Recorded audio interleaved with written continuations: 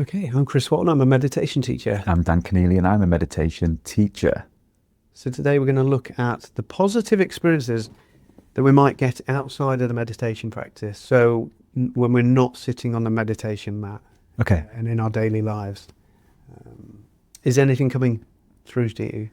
Something that came up really recently. I was walking along and it occurred to me that I've not been bored for, I can't remember, Amazing. months, maybe longer than that. I genuinely thought to myself, when was the last time I felt bored? And I can't remember. Mm. Meditations has this effect on me where I find it a struggle to not be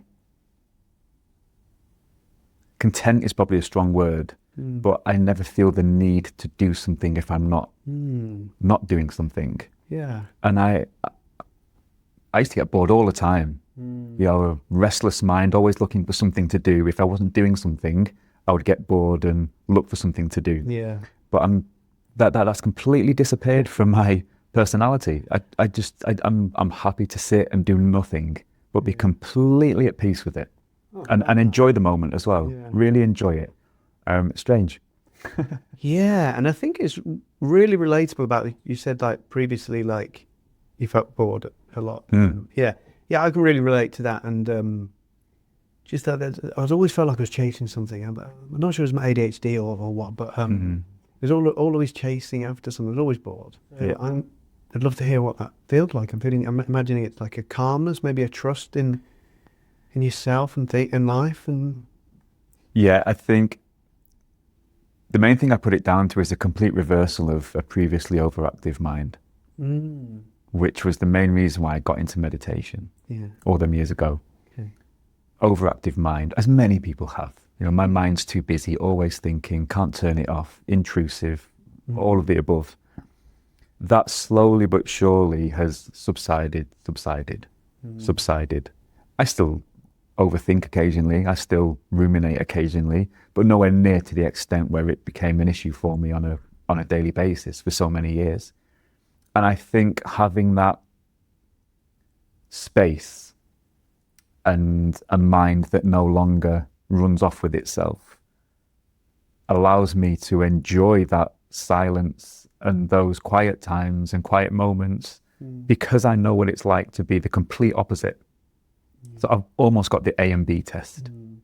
And having had the experience of an overactive mind and, you know, not sleeping for so many years because of it, now moments of silence or moments of peace or moments of quiet when there's, in inverted commas, nothing to do, I can completely enjoy that moment.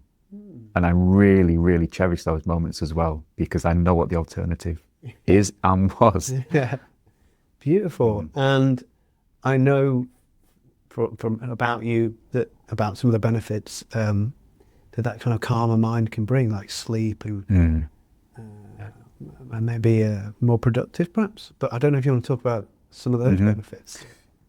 Yeah, I mean, sleep was an issue for me for so many years, and the fact that I now sleep well, really, even if I have a disturbed night's sleep, where something happens that means I don't get a good night's sleep for some reason, it could be many reasons, I know that it's potentially just a one-off, so it doesn't bother me.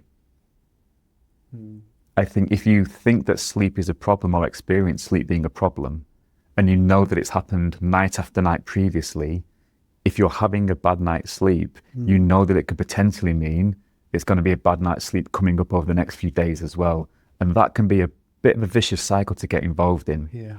Knowing now that I sleep well, and have done for a good few years as a result of meditating on a regular basis, I now know that if I have a poor night's sleep, which is occasionally, very rarely, it's not a problem. It's not something I'm going to worry about in that moment, because I know that the next night isn't likely to be fine. Yeah. So trust, I think, is the word that you mentioned. Yeah. Absolute trust now in how I operate. Yeah. So that's making me think of, so how I've experienced a change is a bit different, because I also didn't sleep very well. Okay. And I still don't sometimes. But I kind of have this kind of stillness in motion, I call it. So like, previously I kind of want to like kind of disappear into sleep, and I think I was avoiding my own energies. And now if I can't sleep, it just doesn't bother me. I just feel like, I think sometimes it bothers me if I've got something the next day, but it doesn't bother me at that level that I'm just worried about. I lie there thinking, this is an opportunity to feel what's going on in my body, in my mind. I can do some work on myself, or get up and do stuff. I just got lots of energy. That's a positive thing. Yeah.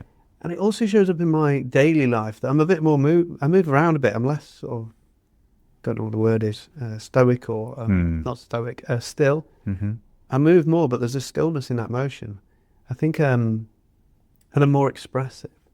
So it might look like I'm less still, but I feel better. And I think it's again a type of trust. Just thinking of other sort of benefits that can affect your life. For example, getting out of unhelpful patterns or stuckness. I'm very much into this.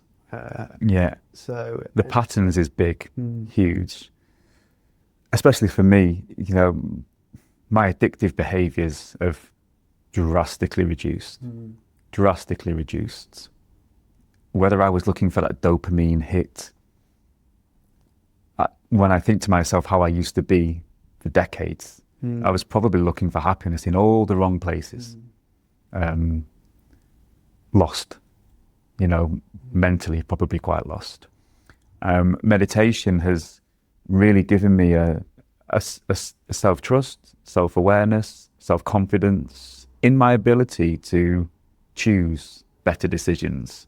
And the less addictive behaviors and more progressive ways of having thought patterns perfectly fits into that attitude, mindset, character.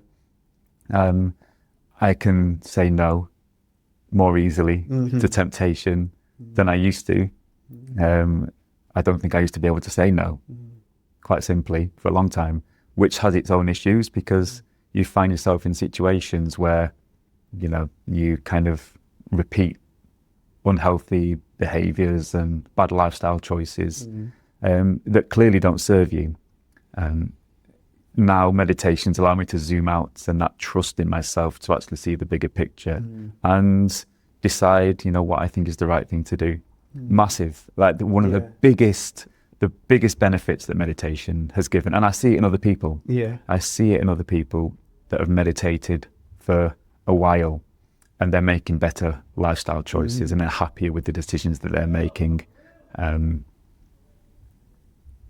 Thoughts on thought patterns and behaviors? Yeah, so in my sort of CBT style hypnosis training, we did a lot on habits and behaviors and how they all tie in with feelings.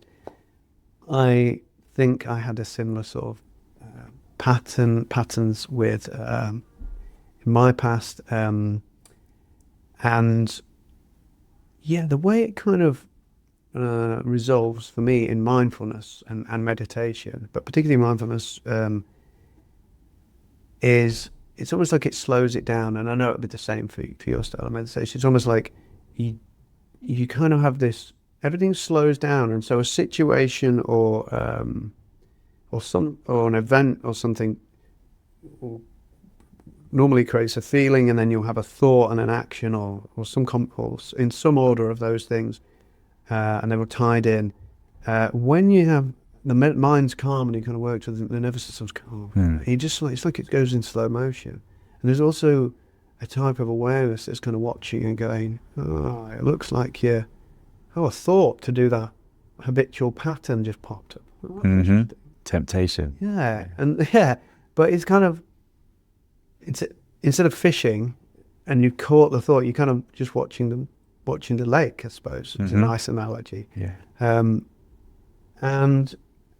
then for me, it feels like the next step for me is like a real curiosity of like, there's a feeling there.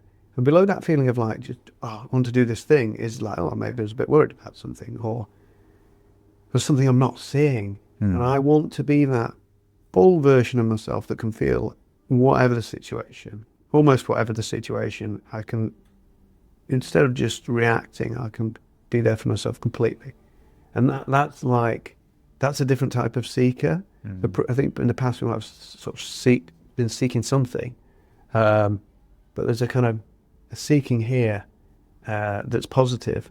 And I think I can get a bit attached to that seeking. It's like in my day-to-day life, I can be trying to overcome.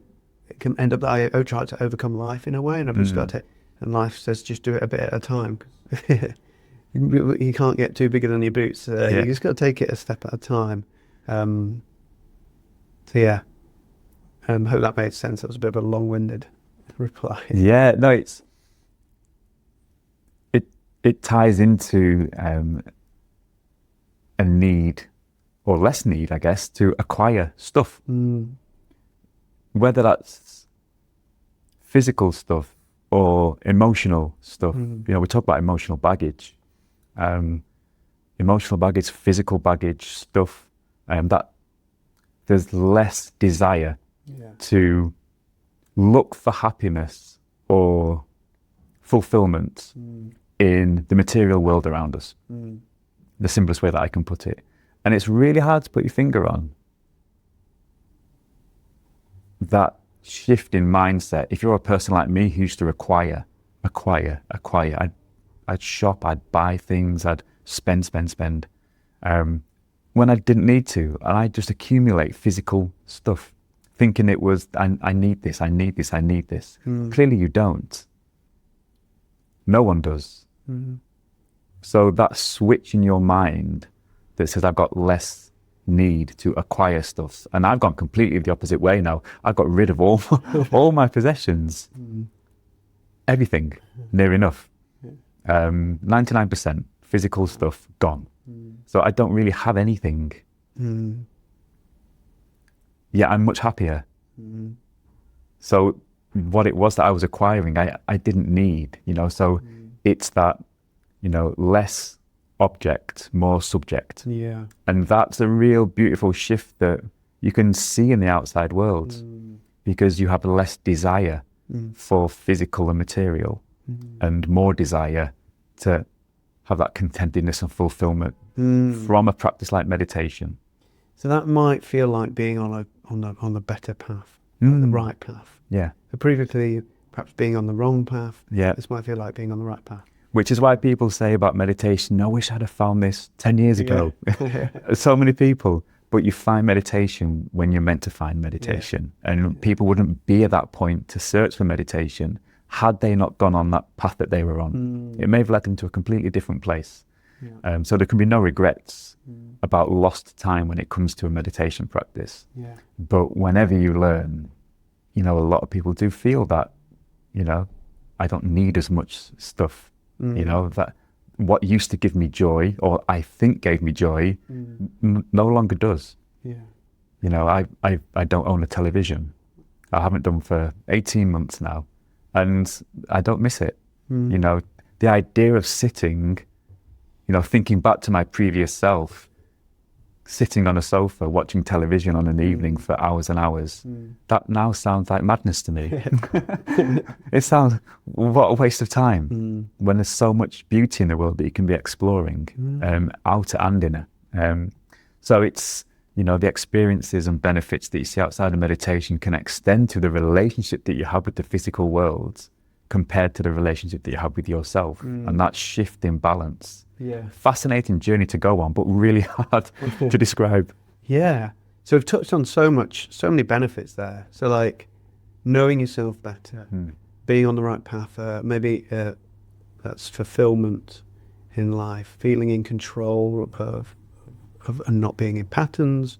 So in the Unified Mindfulness teachings, they do a great job of defining all kinds of things within meditation. So I wanted to share their happiness grid. Okay. Because this is used to give some of the benefits that you might find in your life. Okay. I just want to share it with you. I think it's really good. So they've got a column that's for find relief. I think that's sort of fits with people wanting to get away from stress and everything. Elevate fulfillment, which we kind of talked about. Understanding the self and getting insight. acting skillfully. Okay. It might fit with not going into patterns, but staying on the right path. And build relationships. Yeah, great way of defining. I like it. There's a lot of it's self-awareness and growth, isn't it? Yeah. If you spend so long of your life not feeling self-aware, the strange thing is that if you're not self-aware, you probably don't realize that you're not self-aware. So when you do become more self-aware, maybe there's a trigger in your life, something happened or somebody said something or a realization came to you that maybe you need to change that relationship with yourself or the world around you in some way. And from that, once that door opens into an increase in self-awareness, maybe it's through experiences. You have an experience that makes you reflect. Often it's a reflecting that makes you realize that you're not that self-aware, or a self-audit of some kind. So self-awareness is all over that grid, I think, but being really specific in key areas of life, that if you focus on those in a really cohesive way, I guess the point is that you can live a more fulfilled, purposeful life, I guess. Absolutely. And those are big things in the end, the whole life. And what is coming through for me is how you might start off with one path. Like that grid is great, and the things that we've talked about, to have these goals to push you to do your meditation. But during that path, it may open up other things. So you might want to kind of find relief or calm, but you might end up learning about yourself. Yeah, definitely. Mine, to go back to it, was sleep. I always say, if the only benefit I got from meditation was that I slept better, I would still meditate every single day. Even if it was just for that one benefit. The fact that you get a whole abundance of benefits and a whole bucket full of benefits that say, here, have these as well, enjoy those. It's that self-discovery that is difficult to find in the outside world. It's difficult to find in the material world. It requires that inward looking through practices such as meditation to really get you to understand yourself a little bit better. And then those are the benefits that you then translate and see in day-to-day life. And that's when you know tangibly, this is having a positive effect because I'm experiencing these benefits that I can attribute to my practice. And that's, a big tick in the box for does this work? Yes. And also the benefits grow and accumulate, and like you say, lead you down paths that maybe you never imagined. It's just this onward discovery, and that's why reminding ourselves to keep enjoying it in the present moment and not get too far ahead of this might happen or this might happen or I want this to happen. Just take it for the in the moment experience that it is.